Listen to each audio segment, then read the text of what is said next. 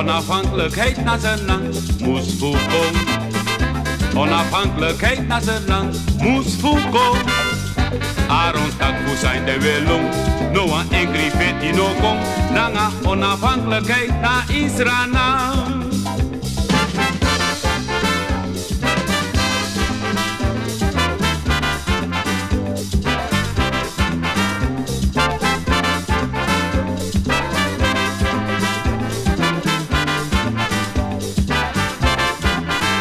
Onafhankelijkheid naar zijn land moest voeden. Onafhankelijkheid naar zijn land moest voeden.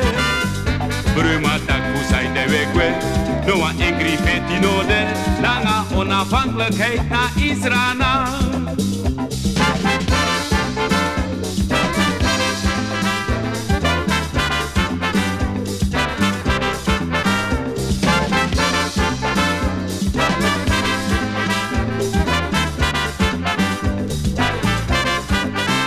Onafhankelijkheid naar zijn land moest voetaan.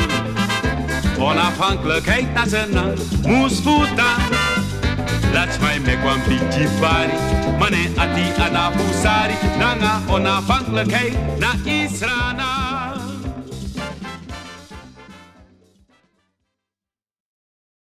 At the meeting. I also wish to give you some background information regarding today's event. At our club, we have many activities for our members, which are known as just to name a few of our general activities. We also have the morning. Thank you and back to you, Mrs. Penny, our MC. I think the president has to say something also. I was just in such a hurry. So maybe ask the Bumita Pusponmora, president of BIG, to step forward. We're very welcome to our honorary members, past presidents, and guests. Good morning, Kayutan. This is Suriname's for good morning. How are you? We are proud to have Her Excellency. Small numbers of mostly men were brought in from China and the Middle East. Although Suriname's population is relatively small, because of this history, it is one of the most ethnically and culturally diverse in the world. Because of the fact that 120 years ago, people, the music, the dances, and the food. Let me say no more. Madame Angelique, the floor is yours.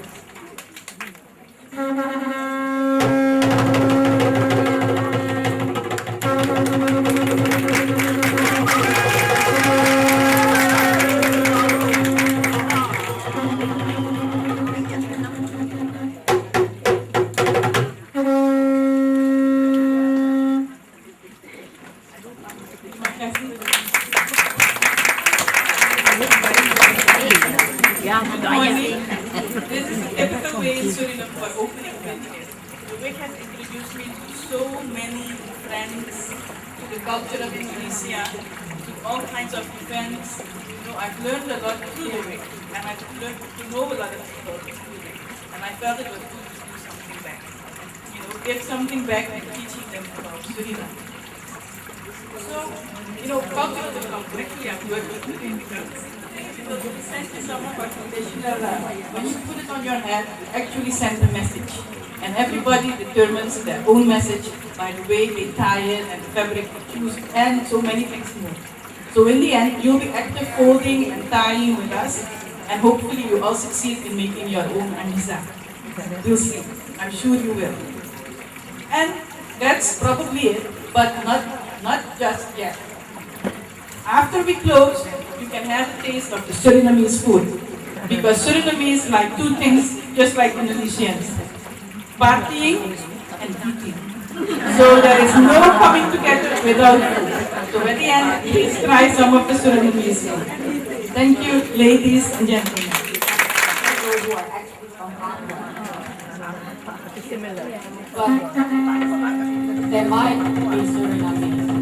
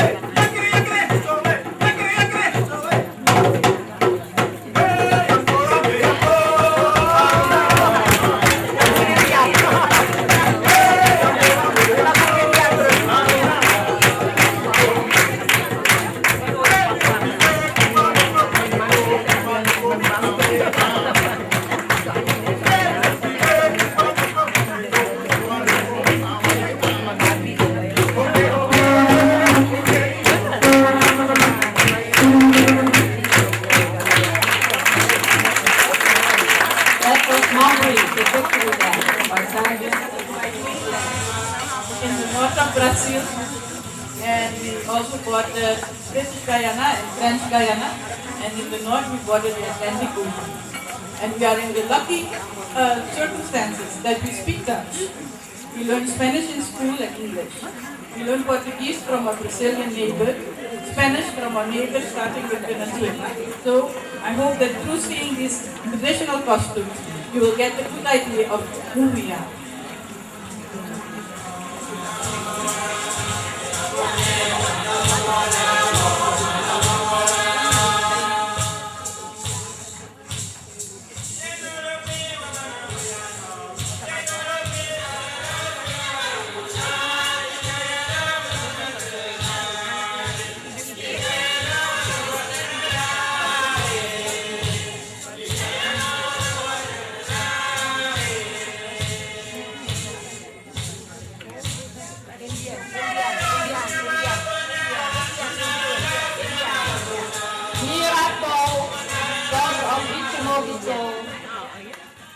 Presenting the indigenous, they were the ones who were found in Suriname when the first colonialists arrived.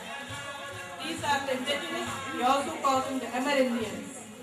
Nowadays, the indigenous wear their traditional costume only for very special festivities, such as marriage, initiation, or mourning rites. Before, they mostly use red cotton in making the dress, but nowadays they use all colors. Women in the family wear a saya, that is a long skirt, and also to show that they have draped an anyasa. On the left, you can see she wears what we call sepu. These are cotton beads. And on the forehead, a cotton tassel band with feathers. The men, he's wearing a kamisa or tandeken. It's around his waist. He wears a colorful necklace, usually portraying some of the things he has hunted. The typical hairdress for the men is what is called the umari, and it usually contains feathers or other natural produce that is from the area where they live.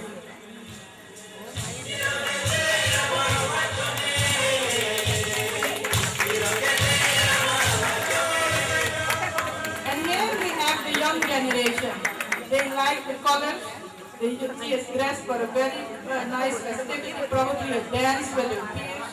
And she's wearing colorful feathers, showing her youth and availability for marriage. And you can see she's wearing high heels. She has the Western influence.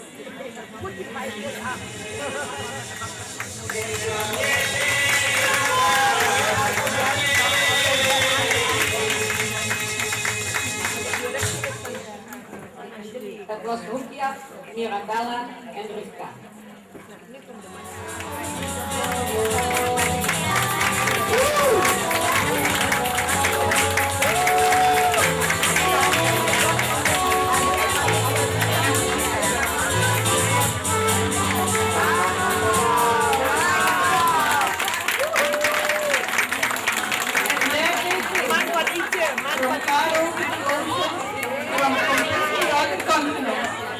Beyond that border.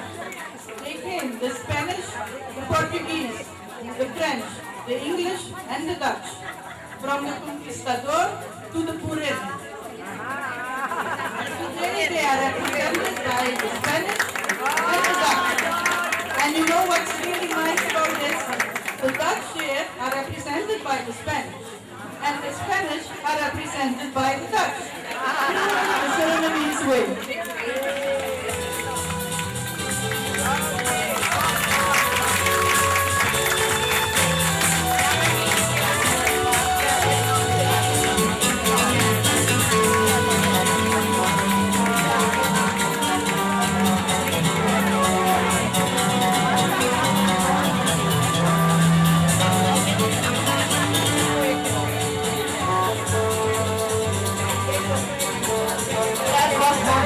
welcome our members on stage.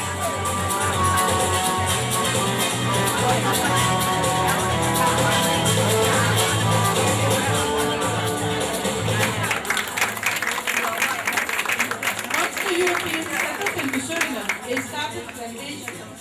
To work on those plantations, they brought strong African men and women all the way from Africa to Suriname. Since the maroon women are currently working in the field because, the society of the African descendants is ruled by the women mostly. And the women are now working in the field, so they decided to send their strong husbands to represent them. The first one in front of you now is wearing what we call the jemba.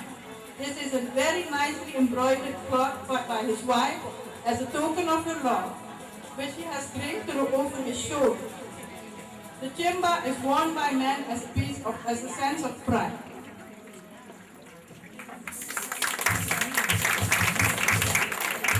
It is specially made for him by his wife. And it's a token of her love. It's specially embroidered by her, and embroidery has a meaning. The larger the camisa ladies, the wealthier it's wearing.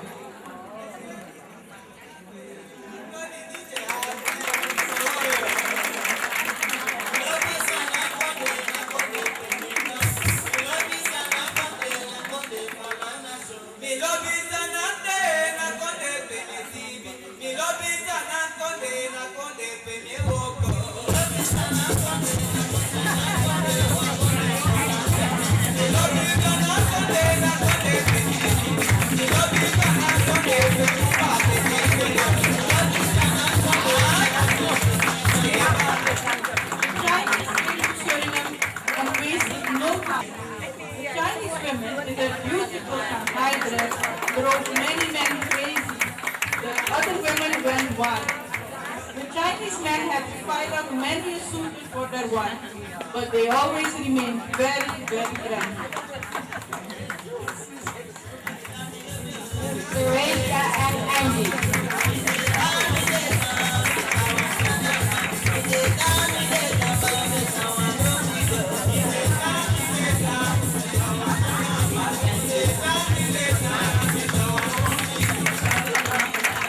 And then we have the younger generation who is still wearing the Chinese traditional dress, sometimes a little more trendy, glitterati dress, they dress it up, put it in gold, use colors, wear very high heels, but they are Surinamese, modern Chinese.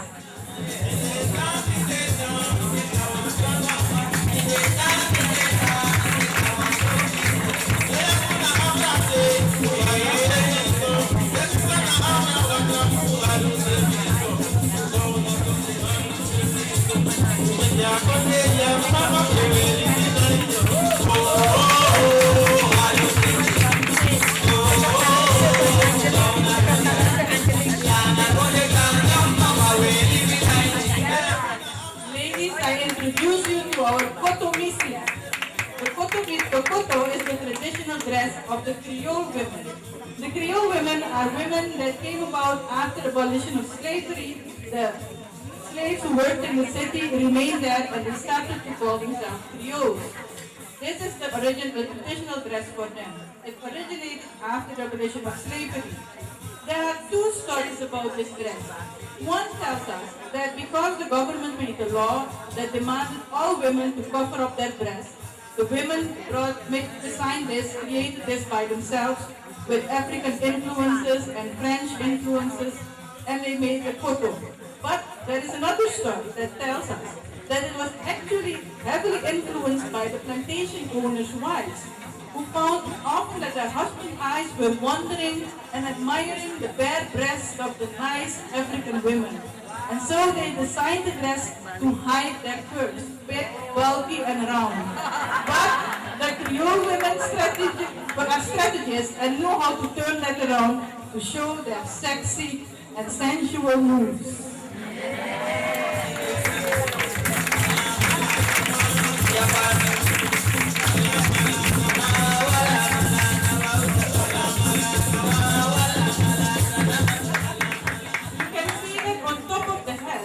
They wear what we call anisa. This is what we will be trying to fold later on. The anisas usually have a meaning, as I already told you. And they can also be used to show your mood for that day. So when we look at the one with the red anisa, I think she's a very festive mood, very happy. But the one with the yellow is a naughty one. Her message is, I'll wait for you on the corner. And that is why she's wearing the yellow anisa. But later on we'll discuss that a little more.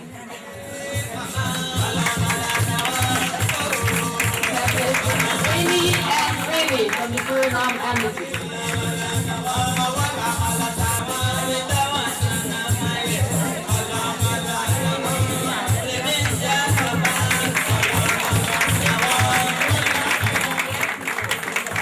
Introducing a family from India.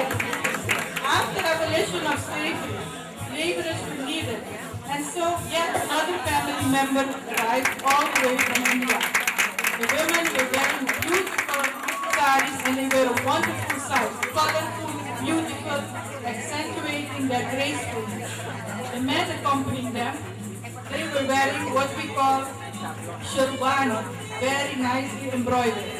Together they form a beautiful couple and a jewel in the mosaic of the Surinamese culture.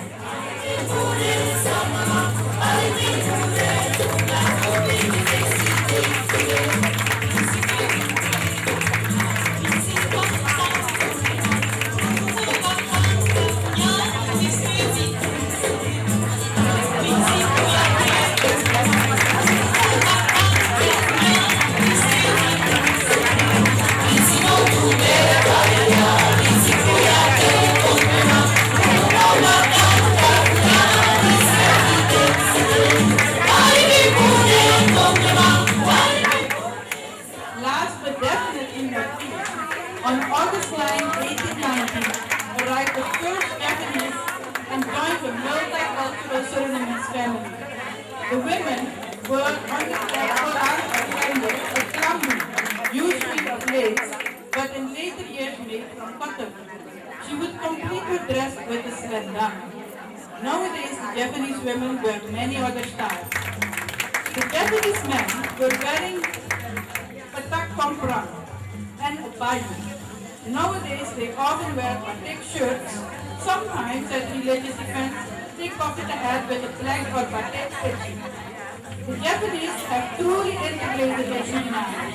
They are Surinamese Japanese, speaking Bahasa Jawa, making all Surinamese familiar with bami goreng, nasi goreng, pichel, telo, dawa. The list goes on. We're all addicted to the Japanese food.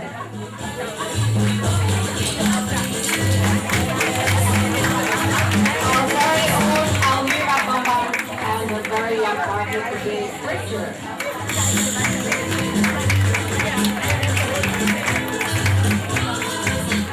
And here, yes, we have the klambi, as it was worn in Suriname when they arrived. Very typical.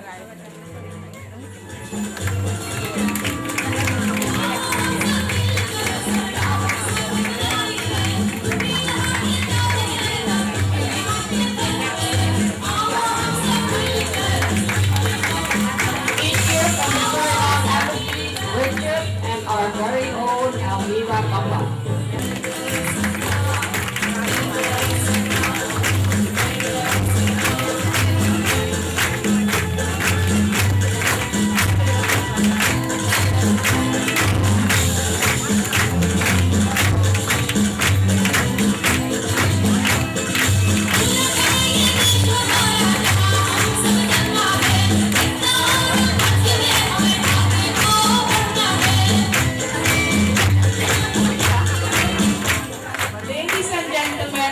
I present you Suriname, Sweetie Suriname.